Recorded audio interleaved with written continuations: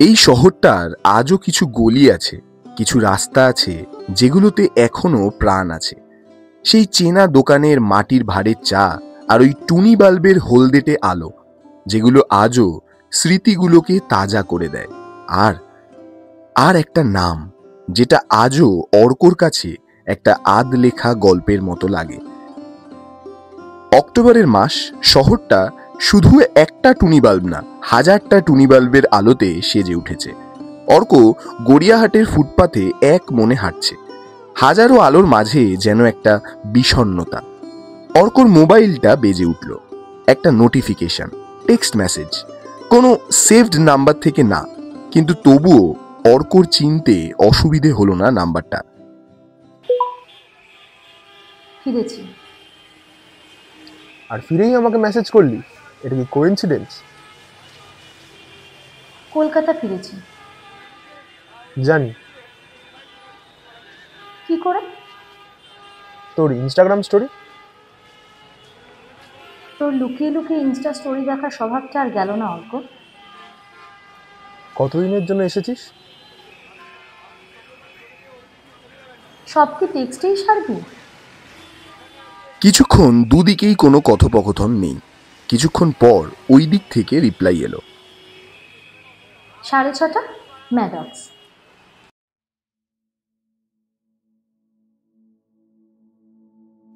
অর্কর হাতে একটা বই, পাবলো নেরুদার 20 লাভ পোয়েমস। অর্কর হাতে এখন 1 ঘন্টা আছে। মনে মনে ভেবে নিল ও গড়িয়াহাট থেকে ম্যাডক্স হাঁটবে কিনা। এই হাঁটাটা অনেকটা তাদের স্মৃতিগুলো মনে করিয়ে দেবে। আফটার অল 2 বছর তো আর কম সময় না। ওর কণ্ঠস্বর, ওর বদমেজাজি, ওদের খুনসুটি, আর আর চেনা গলিগুলো কিছু আক্ষেপও মনে করায়। অর্ক ঠিক করে নিল ও হাঁটবে। এই ভেবে ও গন্তব্যের দিকে এগোলো। অর্ক যখন ম্যাডক্স পৌঁছালো তখন প্রায় 6:50। আজকে পঞ্চমী, আর তাতেই লোকজন বেরিয়ে পড়েছে। অর্ক এদিক ওদিক দেখতে লাগলো। কেমন আছে ও? ওকে দেখে চিনতে পারবে তো? কিরে, ভালো আছিস? অর্ক চমকে পিছনে তাকালো। না না, এটা ওই পালাট পালাট সিনটার মতো না। আর না, অর্ক রাজের ভূমিকা পালন করছে। কিন্তু এই পালাটটা অনেকটা অন্যরকম। পরনে একটা সাদা কালো ঢাকাই জামদানি, চুল খোলা, আর সেটা হালকা বাতাসে উড়ে এসে ওর কারুকার্য করা নাকের ওপরে ধাক্কা দিচ্ছে। হাতে একটা কফির কাপ। হাসিটা ঠিক আগের মতনই নরম, কিন্তু চোখ দুটো যেন অনেকটা দূরপাল্লার ক্লান্তি জমে আছে। উজ্জ্বলতা আছে, কিন্তু সঙ্গে একটা গাঢ় স্তর। অভিমান না অভিজ্ঞতা বোঝা দায়। তুই চা খাওয়া কবে ছাড়লি? এটা এসপ্রেসো। আমার এখন আর ক্যাফিন ছাড়া কিছু ভালো লাগে না। অর্ক মুচকি হাসলো। হ্যাঁ, বোঝাই যাচ্ছে। শিকাগোতে গিয়ে অনেক সফিস্টিকেটেড হয়ে গেছিস। এখন আর এই পচা শহরের ম্যারম্যারে চা কেন ভালো লাগবে? সে একটু হাসলো। তোর সার্কাজমের এমন ডাউনফল কেমন করে হলো? এ কি সেই অর্ক যে যাদবপুর ইউনিভার্সিটির র্যালি লিড করত? অর্কর এই কথাটাতে অনেক কিছু মনে পড়ে গেল। কষ্টটা চেপে ঠোঁটের কোণে একটা ছোট্ট হাসি দিয়ে বলল, কলকাতা আবার কেমন লাগছে? বলতে পারবো না, তবে অনেকটা আত্মীয়র বাড়ির মতো, যেখান থেকে অনেক আগেই সরে এসেছি। কিন্তু ফিরলে অস্বস্তি হয় না, বাট একটা ফাঁকা ভাব থেকে যায়। খানিকটা অস্বস্তি কাটানোর জন্যই অর্ক প্রশ্ন করল। একটা নীরবতা যেন ওদের গ্রাস করছিল। কবে ফিরবি? জানি না, তবে তবে ফিরবো বললেই কি ফেরা যায়? শেষ লাইনটায় অর্কর মনে আবার সেই এলোপাথারি হাওয়া ভেসে উঠল। 4 বছর আগের ফ্ল্যাশব্যাকে চলে গেল সে। আপনারা শুনছেন স্টোরি টোরির দ্বিতীয় নিবেদন, অর্থাৎ দ্বিতীয় গল্প, যার নাম love is so short, forgetting is so long. গল্পটি লিখেছেন সূর্যয়ন বিশ্বাস। গল্পটা আমরা নিয়েছি ফেসবুক পেজ ক্যালকাটা অ্যাপেলগ থেকে। বেশি কথা না বাড়িয়ে বাকি গল্পটা শুনে নেওয়া যাক।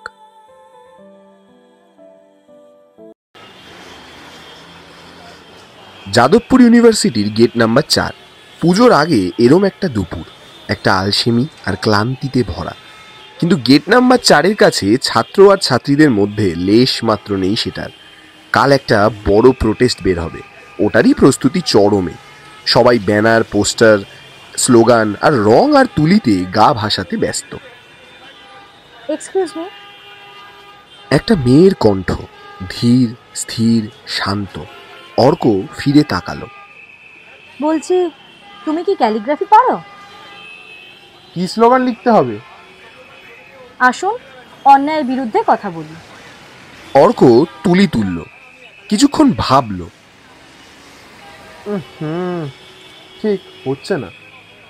মেয়েটা অবাক হয়ে তাকালো। তাহলে কি লিখবে শুনি? অন্যায়ের বিরুদ্ধে দাঁড়ানোই ভালোবাসার প্রথম শর্ত। তোমার মনে হয় না একটা প্রোটেস্টের জন্য একটু বেশি পোয়েটিক? অর্ক মুচকি হাসলো। অন্যায় আর প্রেম দুটোর জন্যই কবিতা প্রয়োজন ম্যাডাম। মেয়েটা হাসলো, তারপর অর্কর পাশে বসলো। আমি Sohini Dasgupta, second year, international relations. Arka হাত বাড়ালো। Arka Sen, second year, economics. ইয়ে মা, আমি এতক্ষণ ধরে তুমি করছি। আমরা তো সেম ব্যাচ। তা বটে, তুইটা অনেক কাছের লাগে। বেশ তাই হোক। সোহিনী কিছুক্ষণ পর অর্কর দিকে জিজ্ঞাসু চোখে তাকালো। আচ্ছা, তুই ইকোনমিক্স পড়ে কবিতা লিখিস? তেমন একটা খাপ খাচ্ছে না। দেখ, জীবনটা অনেকটা পাজলের মতো। একটা টুকরো যদি জোড়া নাও লাগে, কোনো না কোনো জায়গায় খাপ খেয়েই যায়। অর্ক তারপর সোহিনীকে জিজ্ঞেস করলো তার স্ট্রিমের ব্যাপারে। দেখ, কিছু তো করব জীবনে, বাট সেই ক্লিয়ারিটি এখন নেই। আমাদের ক্ল্যারিটি না থাকাই স্বাভাবিক। না, ঠিক সেটা না। জানিস, মাঝে মাঝে মনে হয় আমার না অনেক কিছু করার ইচ্ছে আছে, কিন্তু যত দিন যাচ্ছে মনে হচ্ছে পলিটিক্স জিনিসটা আমার ভেতরের শব্দগুলোকে কেমন দমিয়ে দিচ্ছে, সুরগুলো হারিয়ে যাচ্ছে। তুই গান লিখিস? সবার মধ্যেই একটা সুর থাকে। হঠাৎ করে আকাশটা হালকা মেঘলা হয়ে এলো, আর সঙ্গে সঙ্গে গেট নাম্বার 4-এর পরিবেশটাও পাল্টে যেতে লাগলো। পেছনে লাল হলুদ পোস্টারগুলো পড়ে যেতে লাগলো।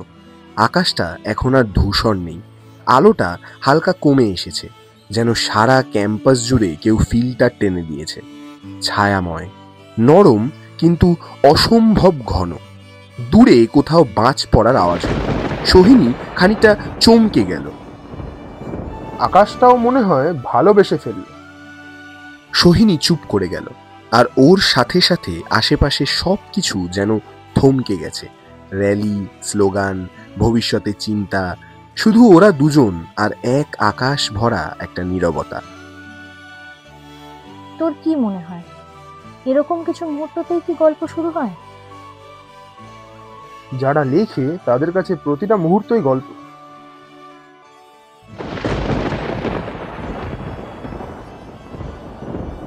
আকাশটা কেঁপে উঠল, আর ওদের মাঝের নীরবতাটা যেন আরো গাঢ় হলো।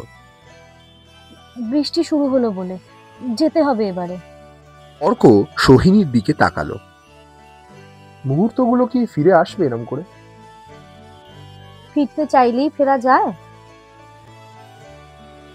এই দিন বৃষ্টির জন্য চায়ের আড্ডাটা হতে গিয়েও হলো না। তারপর কিছুদিন আরো কেটে যায়। সেই থেকেই শুরু। সবকিছু হঠাৎ নয়, কিছু কিছু গল্প শুরুতেই আলাদা হয়ে থাকে। একটা ডাক, একটা প্রশ্ন, একটা মনে রাখা। গেট নাম্বার 4-এর সেই বৃষ্টির দুপুরটা পরের কিছুদিন ধরে অর্কর মনে থেকে গেছিল সোহিনী।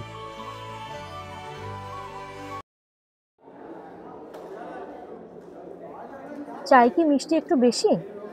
অর্ক আর সোহিনী মিলনদার ক্যান্টিনে বসে। মিষ্টি চায়ের মধ্যেই তো গল্পটা বেশি থাকে। সোহিনী চায়ে চুমুক দিয়ে মুচকি হাসল। তুই কতদিন ধরে এমন ফিল্মি লাইন দিচ্ছিস? গল্প শুরুর আগে যদি গল্প হয় তাতে খারাপ কি? মিলনদার ক্যান্টিনের আশেপাশটা যেন একটা শান্তি, চারিদিকটা একটা মায়া তৈরি করা পরিবেশ। এই জায়গাটাতে আমার প্রথম সেমিস্টারের বহু রোদ্দুর জমার গল্প আছে। ক্যাম্পাসের কিছু জায়গা স্মৃতি সংগ্রহ করে। আমাদের স্মৃতিগুলো পাল্টায়, কিন্তু তাও ওরা থাকে যাদের সাথে আমরা কিছু কিছু জায়গায় সময় কাটাই। ওরা কিছু সময়ের পর চলেই যায়, কিন্তু স্মৃতি থেকে যায়, তাই তো? তুই জানিস, ছোটবেলায় বাবার সঙ্গে বাইরে গেলে আমি খুব এক্সাইটেড থাকতাম, কিন্তু বড় হওয়ার সঙ্গে সঙ্গে একটা দরকারের ডিস্টেন্স চলে এসেছিল। বাবার জন্য পলিটিক্স ছিল একটা রোগের মতো, একটা কনস্ট্যান্ট প্রেসার কুকারের সিটির মতো, যেটা কখনো থামে না। তাই বলে তুই নিজের সুরগুলো হারাতে দিবি? কি বলছিলি যেন ভিতরের শব্দগুলো দমিয়ে দিচ্ছে? মাঝে মাঝে ভয় হয় আমি যাদের ভালোবাসি তাদের থেকে খুব দূরে চলে যাব একদিন। আচ্ছা, খুব কি বেশি ভাবছি? জানি না, তবে আমরা যাদের ভালোবাসি তাদের জন্য আমরা কিছু না কিছু করি, যেটা আমাদের মনে করায়। সোহিনী চাইল অর্কর দিকে। আমাকে নিয়ে কখনো বেশি ভাববি না অর্ক, আমি থাকতে থাকতেও চলে যাই। Love is so short, forgetting is so long. তুই চলে গেলেও আমি তোকে নিয়ে ভাববো। চলে গেলে কি ফেরার কোনো পথ থাকে?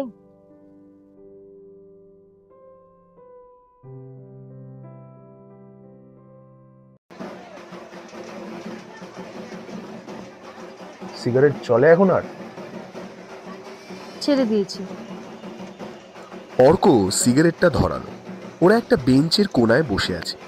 চারিপাশে কত লোক, একটা পুজোর গন্ধ, আলো, ধুনোর ধোয়া। কিন্তু এই বেঞ্চের কোনাটাতে একটা আলাদা অক্সিজেন আছে। সোহিনী খেয়াল করলো অর্কর হাতে একটা বই, বাদামি রঙের মলাট। কি বই? অর্ক মুচকি হাসে। 20 love poems and a song of despair. Sohini অবাক।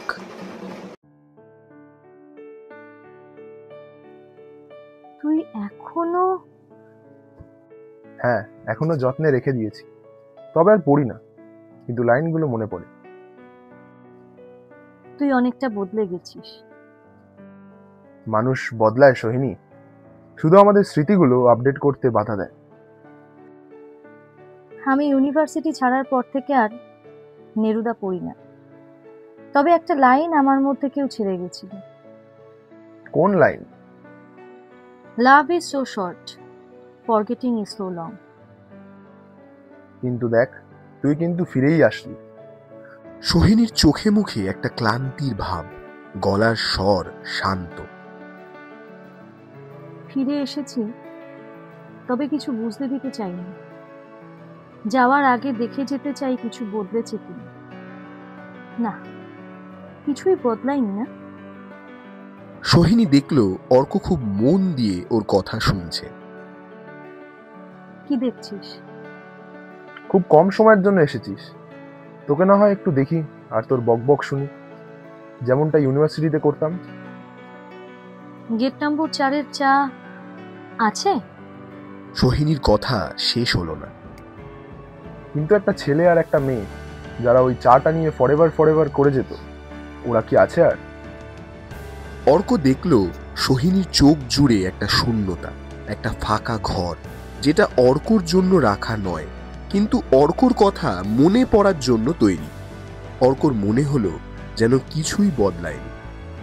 হঠাৎ করে কোথা থেকে যেন একটা গন্ধ ভেসে উঠল বাতাসে, একটা রজনীগন্ধার গন্ধ।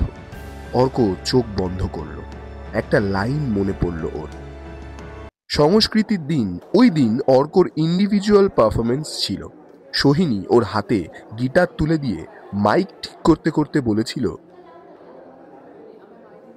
ওভারথিঙ্ক করিস না অর্ক, জাস্ট সিং। অর্ক নে মে কোয়েতে পাস গেয়েছিল। কেউই বোঝেনি কিছু, কিন্তু গান শেষে সোহিনীর কাছে গিয়ে ও বলেছিল, it's not about understanding, it's about holding together. Arka হাসল। বেঞ্চের ওপরে একটা অদ্ভুত প্রশান্তি। অর্ক সোহিনীর দিকে তাকালো। একটা বিসর্জনের আগের আবেগ, কিছু রেখে যাওয়ার ইচ্ছে। আর গান লিখিস? লিখি না আর। কর্পোরেটের 9টা 5টার পর আর ইচ্ছা করে না। তাছাড়া না, তুই চলে যাওয়ার পর গানগুলো আর সুর পাই। অনেক চেষ্টা করেছি। অর্ক চোখ গেল সোহিনী স্মার্ট ওয়াচের দিকে। এখনো শিকাগো টাইম জোন সেট করা, ইউটিসি 5, মানে রাত 1টা বাজে ওখানে। অর্কর অফিসের ব্যাগে একটা ডায়েরি, যেটা কিছু ভেঙে যাওয়া লাইনের সাক্ষী, কিছু ক্ষমা না চাওয়া ভুল। এক সময়, এক বেঞ্চ, দুটো মানুষ, কিন্তু একই টাইম জোনে থেকেও আদতে টাইম জোনের ফারাকটা অনেক। অর্কর হাতে একটা ফোঁটা জল পড়ল। সোহিনী বেঞ্চের থেকে একবার চোখ তুলে তাকালো অর্কর দিকে। ঘুমিয়ে পড়া মাটির গন্ধ, শারদের ভিজে যাওয়া আলো, আর তার মধ্যে দুটো মানুষ। দুজনের মধ্যে কত কিছু বলা হয়নি, আর এখন সব কিছু ফিরিয়ে নিয়ে আসার জন্যে মনে হচ্ছিল আরেকবার চেষ্টা করা যায়। তুই বলিস কিছুই বদলায়নি, কিন্তু আমি জানি বদলে গেছে সবকিছু, সব। অর্ক একটা স্মিত হাসি দিল। চিরদিনের জন্য কিছু থাকে না, কিছু কিছু সময়ের ওপর বোঝা হয়ে পড়ে। কিন্তু তোর চলে যাওয়াটা, সেটা হয়তো একটু বেশিই হয়েছিল। সোহিনীর পলক পড়ল। আমি ইচ্ছে করে যাইনি। শিকাগোর স্কলারশিপটা একটা বড় চান্স ছিল। আমার কেরিয়ার, বাবা মার স্বপ্ন, তাদের দৃষ্টিতে আমার বড় হওয়া। আর আমি তোর কাছে? সোহিনীর গলা ধরে এলো। তুই আমার সবকিছু ছিলিস। তোকে ছেড়ে যাওয়ার জন্য যে কষ্ট হয়েছিল, সেটা কেউ বুঝবে না, আর আমি কাউকে বোঝাতেও চাই না। আসলে কি জানিস তো, আমাদের দুজনের মধ্যে এমন কিছু ছিল যেটা নিদার ফেডেড নর ফাউন্ড। তুই চলে গিয়ে আমায় জানা শুনি। আমি 4 নাম্বার গেটের কাছে বসে থাকতাম, ভাবতাম ওই তো তুই আসছিস।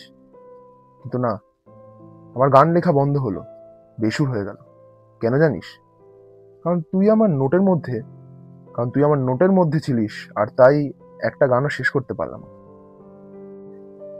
আমি চেষ্টা করেছিলাম অর্ক, তোকে বলতে গেছি অনেকবার, কিন্তু পারলাম না। কারণ কিছু কথা বললেই সবকিছু শেষ হয়ে যায়। এখন আর কি আছে, শেষই হয়ে গেছে, তাই না? তাই বলে তুই শুরুই করবি না বলা? সোহিনী নিজের হাত দুটো শক্ত করে চেপে ধরেছে, কান্না চেপে রাখার একটা ব্যর্থ প্রচেষ্টা।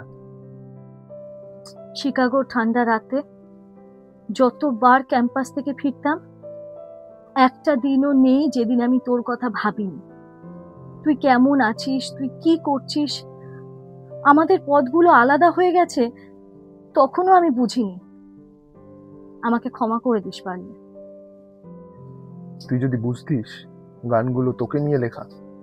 ওই শহর, ওই বেদনা, ওই বেঞ্চ, সবকিছু আছে, শুধু তুই ছিলিস না।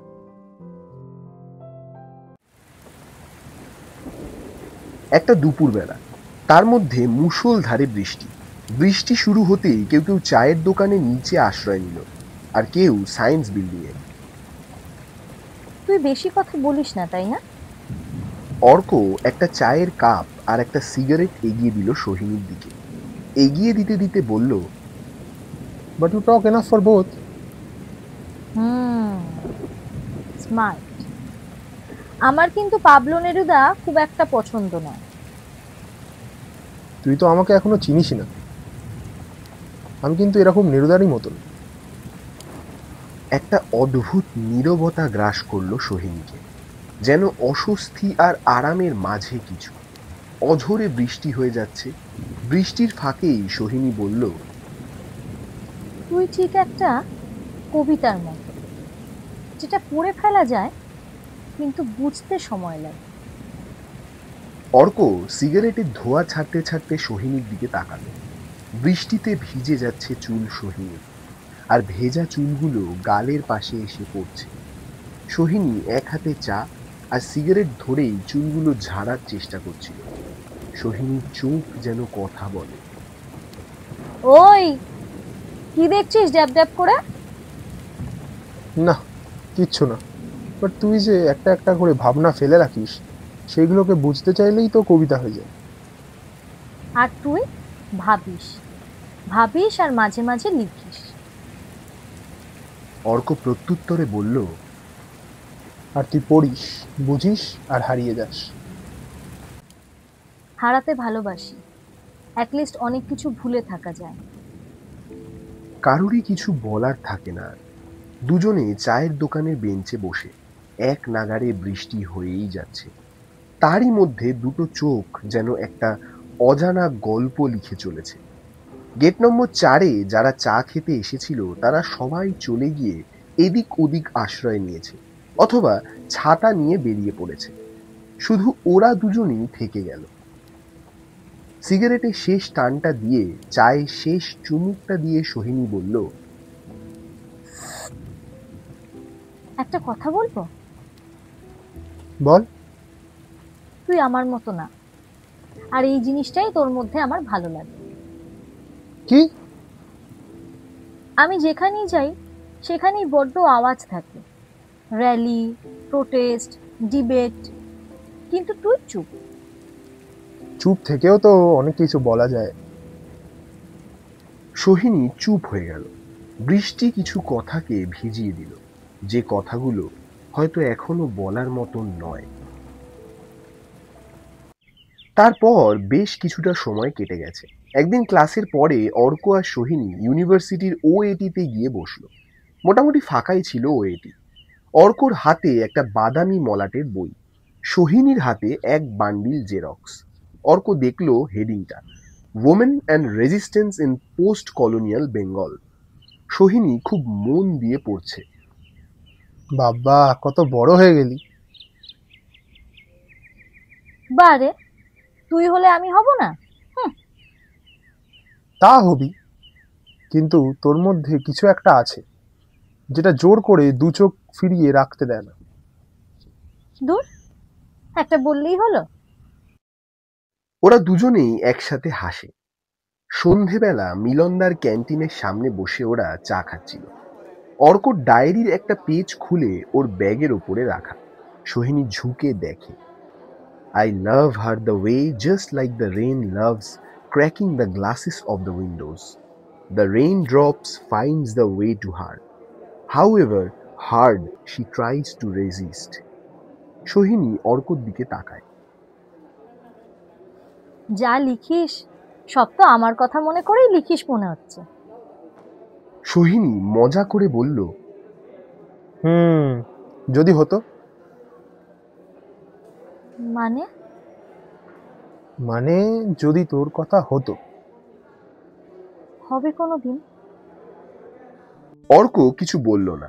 তাদের দুজনের মধ্যে গোপন করে বসে থাকা একটা নতুন না বলা প্রেম, যা কথা বলে না কিন্তু সব কিছু বুঝিয়ে দেয়। যাদবপুরের ক্যাম্পাসটা আজ অনেকটা শান্ত।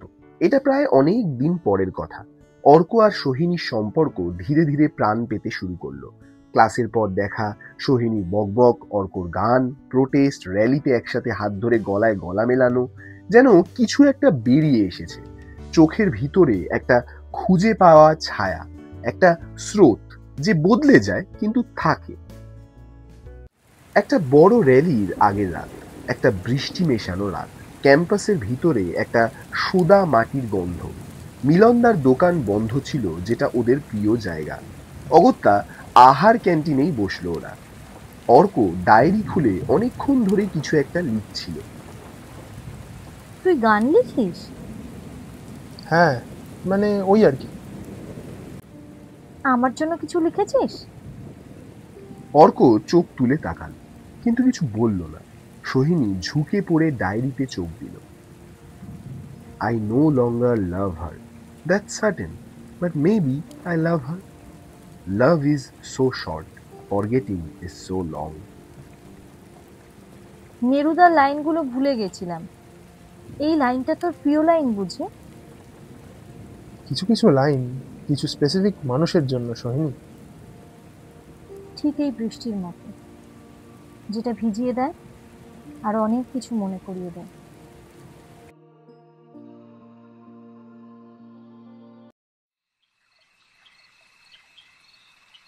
ওই দিন এরকমই পুজোর আগের একটা রাত ছিল।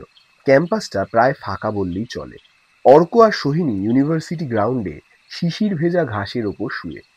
শহর যেন শরতের আলোতে ভরে গেছে। দুর্গাপুজো আস্তে আস্তে ছড়িয়ে পড়ছে। রাস্তাগুলোর মধ্যে লাল ঝলসানো আলো, শঙ্খধ্বনি আর মেঘলা গান। অর্ক কিছুক্ষণ পর গিটারটা নিয়ে একটা টিউন দিতে শুরু করলো। সোহিনী উঠে ওর দিকে তাকালো, তারপর আকাশের দিকে। জানিস অর্ক, এখান থেকে প্লেনগুলো স্পষ্ট দেখা যায়। হ্যাঁ, আর কোনোদিন হয়তো একটাতে তুই থাকবি। নিমেষের মধ্যে সোহিনীর মুখটা ফ্যাকাশে হয়ে গেল। তুই কি করে? ও আমি জানি, তুই বল। বাইরে ইন্টিগ্রেটেড মাস্টার্স আর পিএইচডির জন্য অ্যাপ্লাই করছি অর্ক।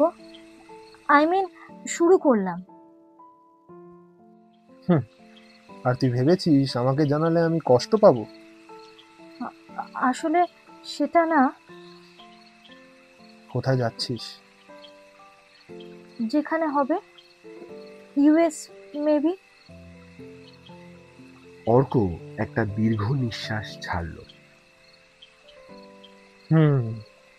আমার ভয় হয়, হয়তো তুই আর ফিরে আসবি না।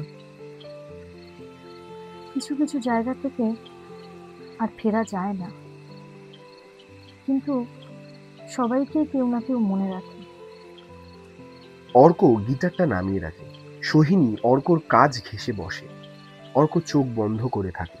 সোহিনী ওর কাঁধে মাথা রাখে। তাকায় দিকে, চোখ বন্ধ কর। সোহিনীর নরম ঠোঁটটা অর্কর ঠোঁটকে স্পর্শ করে। ওই একটা ছোঁয়াতে অর্কর রাগ, অভিমান, বিষাদ সব গলে জল হয়ে গেল। এই রাতটা মনে রাখিস, আমি ফিরে আসার পর তোকে এখানেই খুঁজব। যেই মানুষ দুটো একটা গান হয়ে গেল, কিন্তু গানের প্রোলগে ঠিক ছিল একটা নীরবতা। ফিরবো বললেই কি ফেরা যায়?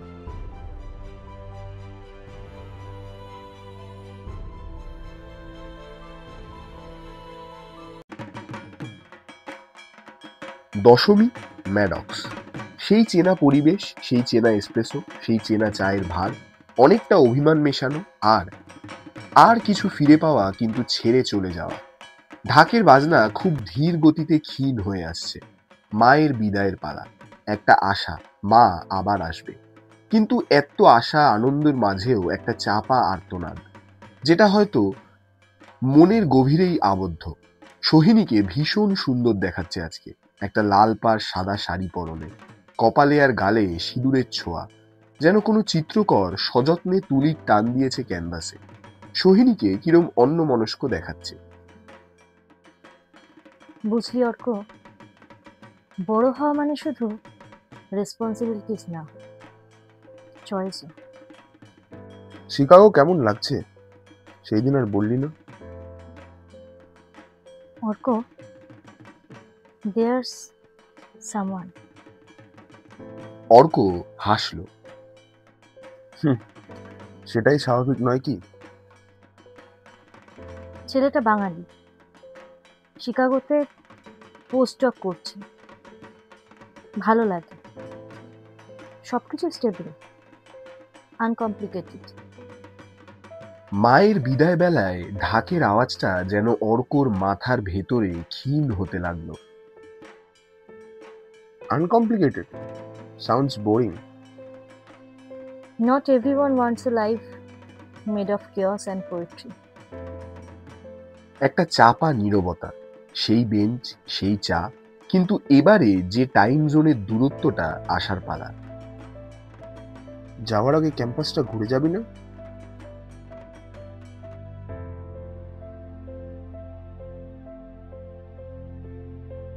দশমীর দুদিন পর বিকেলের শেষ ভাগ।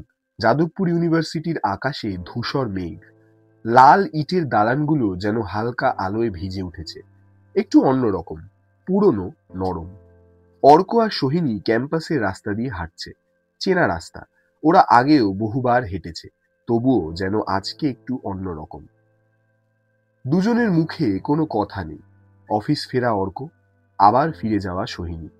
আসলে দুটো মানুষের নীরবতা যখন বেড়ে ওঠে তখন ওরা শহরের কোলাহলকেও হার মানায়। সেই চিরপরিচিত জায়গা যেখানে মিশে থাকতো চায়ের কাপের ধোয়া, সঙ্গে পোস্টারের বিপ্লব, আর সঙ্গে সন্ধ্যের মিষ্টি হাওয়া, সেগুলো এখনো আছে, তবে আরো ঘোলাটে। দেওয়ালে এখনো কিছু পুরনো পোস্টার সাঁটানো, কিছু ম্লান হয়ে যাওয়া স্লোগান, যেন কারোর যত্নে ছুঁয়ে দেখা পুরনো চিঠি। অর্ক একবার সোহিনীর দিকে তাকিয়ে মুখ খুলল। আসলে আমরা একসময় ভাবতাম কোনো পুরনো জায়গা আমরা ছেড়ে যাওয়া মানেই আমরা বদলে যাব, অথচ দেখ, জায়গাটা বদলায়নি, আমরা অনেকটা পাল্টে গেছি। সোহিনী তাকাতে পারল না অর্কর দিকে। পায়ের কাছে শুকনো পাতার শব্দ, আর ভিতরে কান্না লুকিয়ে রাখার চেষ্টা। সেই নীরবতার মধ্যেও যেন কিছু না বলা কথা ছিল, ঠিক যেমন বইয়ের পাতা ভাঁজ করা হয়, ভুলে যাওয়ার জন্য না, কিন্তু বারবার ফিরে পড়ার জন্য। দেখ, এই জায়গাটাতে আমাদের প্রথম দেখা, র্যালির আগে। অর্ক হাসল। সোহিনী ফুপিয়ে উঠল। আই এম সরি অর্ক, আমি তোকে ছেড়ে চলে গেছি যখন তোকে আমার সবচেয়ে বেশি দরকার ছিল। I broke something which I had realized later. তুই না থেকেও আমার কাছে ছিলিস সোহিনী। ওরা গিয়ে ওএটি এর কাছে বসলো। ক্যাম্পাস জনশূন্য। সোহিনী কাঁদছে। অর্ক যত্নে ওর গাল থেকে জলটা মুছে দিল। ফেসবুকে প্রেসিডেন্সির একটা ভিডিও দেখছিলাম, একটা লিরিক্স, একটা গান। আমি জানতাম ওটা তুই। You always wrote like you were holding someone's heart too gently. ওটা আমিই ছিলাম। অর্ক হাসল। ও গুনগুন করে একটা সুর বের করলো। সোহিনীর মনে পড়লো সেই রাত, গিটারে অর্ক ঠিক এই গানটাই বাজাচ্ছিল। আরো সন্ধে হয়ে এলো। কিছু কিছু জায়গায় ফিরে এলে মনটা আবার কান্না ভেজা হয়ে যায়, থাকা যায় না।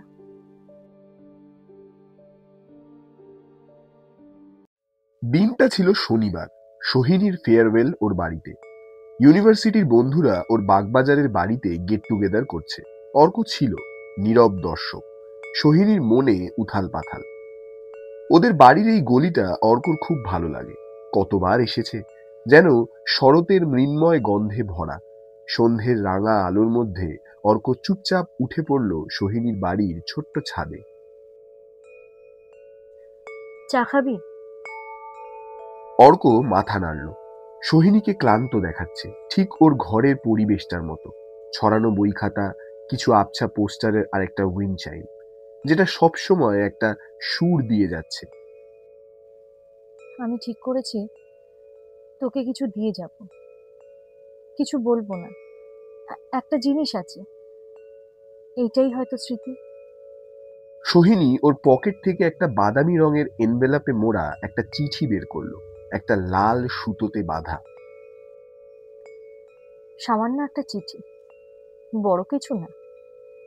আমার দিক থেকে কিছু শেষ লাইন, যেটা বলা হয়ে ওঠেনি। অর্ক সোহিনীর হাত থেকে চিঠিটা নিল। ওর হাতটা ছুঁয়ে গেল সোহিনীর হাত। ফিরে আসবি তো আবার? সোহিনী উত্তর দিতে পারল না। কান্না ভেজা গলায় বলল, ফিরবো বললেই ফেরা যায়? অর্ক চিঠিটা সোহিনীর সামনেই খুলল।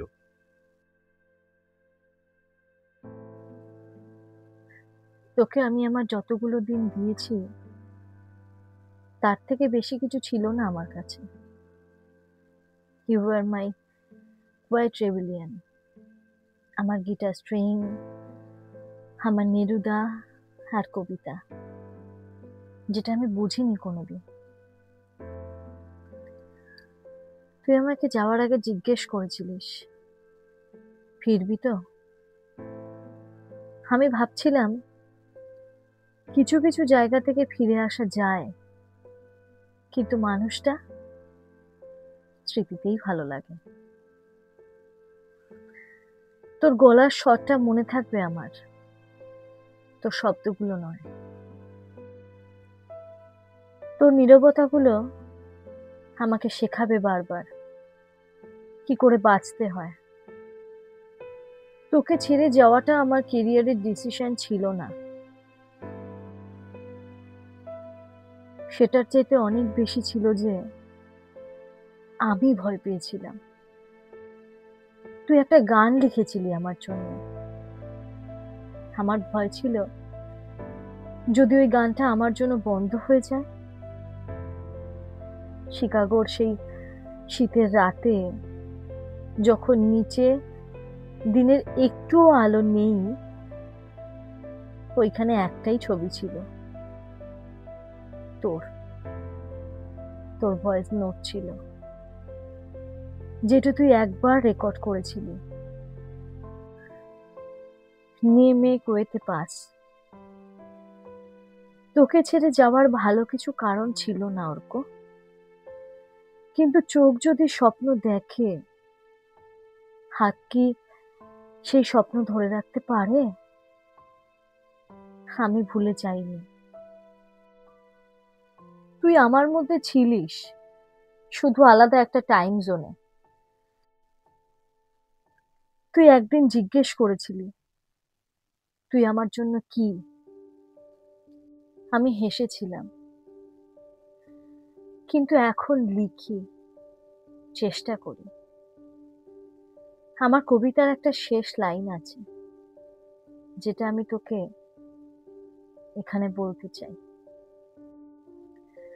লাভ is not about staying, sometimes it's about living so the other can still sing. Arka চিঠিটা ভাঁজ করলো। সোহিনী কাঁদছে, ওর ঘরের উইন্ড চাইমটা হাওয়ায় দুলে যাচ্ছে।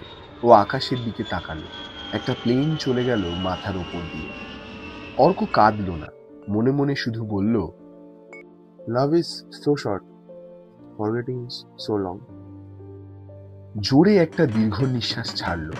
দূরে কোথাও ঢাকের আওয়াজ শোনা যাচ্ছে, কোনো একটা স্মৃতি মনে করিয়ে দেওয়ার জন্য। যদি বিরহ থাকে আমিও থাকি, কে বলো শেষ হবে আগে।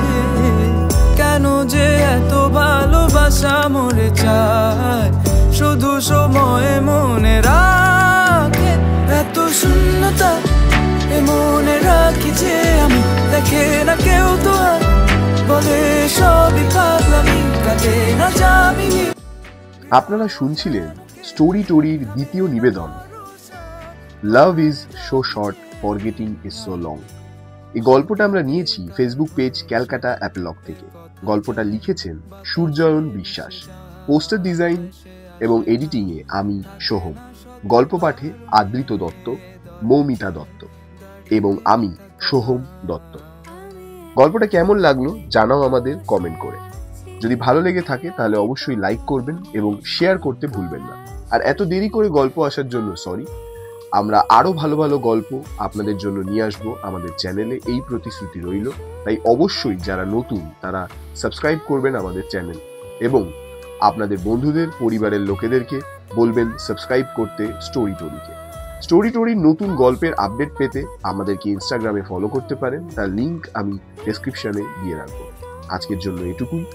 পুজোর রেশ আপনাদের মধ্যে থাকার জন্য এই গল্প। মা চলে গেছে, তবে একটা প্রতিশ্রুতি এবং আশা আমাদের মধ্যে রয়ে গেছে যে আসছে বছর আবার হবে। সবাই ভালো থাকবেন, সুস্থ থাকবেন।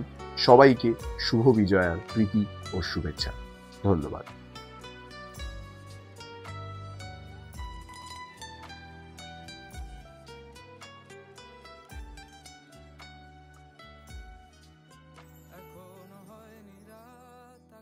আকাশে কত যে তারা, দেখো না তুমি আর